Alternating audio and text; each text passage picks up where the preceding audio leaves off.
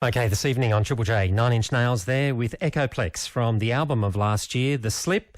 As I said before, Nine Inch Nails in the country at the moment, headlining the Soundwave Festival, and direct from the site, Eastern Creek Raceway, which is where it's happening in Sydney today.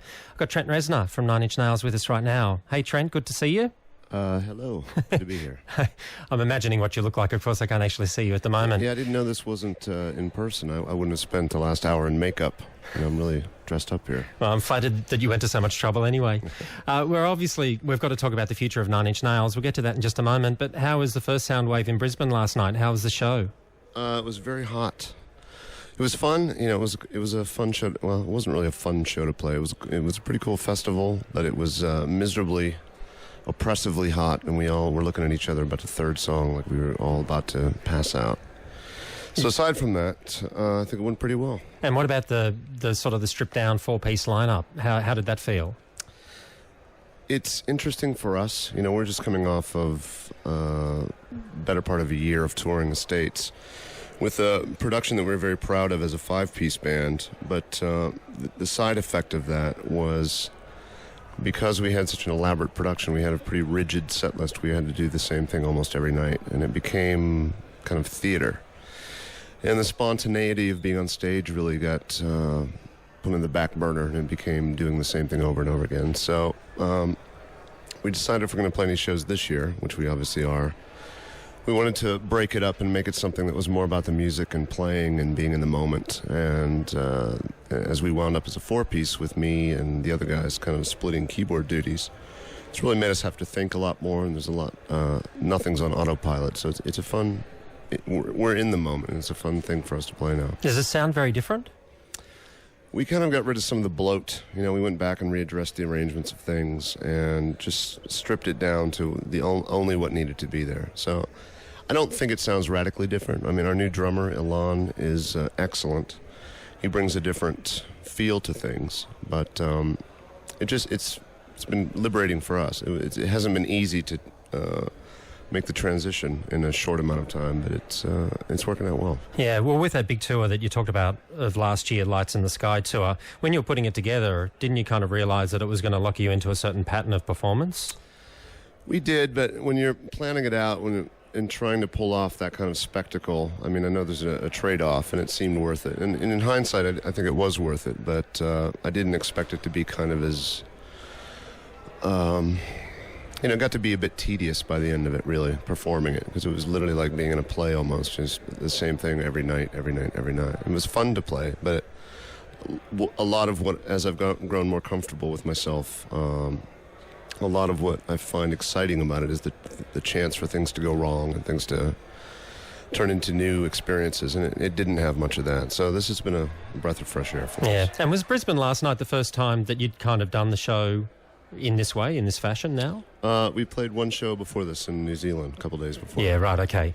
Alrighty, now let's talk about the future, because obviously there was an interesting post on nin.com earlier this week about the future of the group. So what's going on? Well, I just feel like it's at the point in the lifespan of Nine Inch Nails to, as a touring entity, go away for a while. You know, I think we've toured the last few years since I came back on the scene, really. And with Teeth, we've kind of been on tour the whole time. And I'm feeling the repercussions of that in my life outside of Nine Inch Nails. And I feel like pages of the calendar are just disappearing. And I want to treat any time I would do touring in the future past this as something I really want to do and something to be cherished. And right now it's kind of, it's gotten to the point where I think my time would best be spent as a human being working on music, obviously, because I really can't not do that, but not with this endless cycle of just keep going out. I need to kind of get centered again and become sane, I think. It was funny, when the post went up, there was so much speculation that went around. You obviously would have tapped into some of it. Basically, it was the death knell of the band. The band is over. But from what you've just said, you're just going to strip it back and sort of pick and choose what you want to do. Well, I just kind of feel like it's time for... there's been a growing list of things I'd like to work on outside of Nine Inch Nails. Some of them music, some of them not. that, the list is getting bigger, but I haven't started even working at it yet. So I want to just try some things, and that might send me immediately back to working on Nine Inch Nails, or it might lead off on a different path. But it feels at this point in my life I need to explore some of those things. It's not really to take a vacation. I don't know that I even know how to do that, take time off, but I just want to focus on some things other than the relentless kind of grind of Nine Inch Nails. Yeah, can you give us some sort of an idea without sort of pinning yourself down to, having live up to it, but what sort of things outside of music would you like to pursue? Well, I've made the mistake of blabbing about things I'm excited about before they become real, and then they don't become real and you feel stupid about it. But, like we talked about expanding Year Zero into a television series and a narrative, there's a few things that have branched off from that world that need some attention. Things that really just interest me at this point in my life that I want to try my hand at and see. Even getting back to playing piano, for example. Not that that's going to change the world, but it could make me feel a little better about myself when I wake up in the morning. With the TV production then, so you mean actually script writing and doing stuff like that, directing?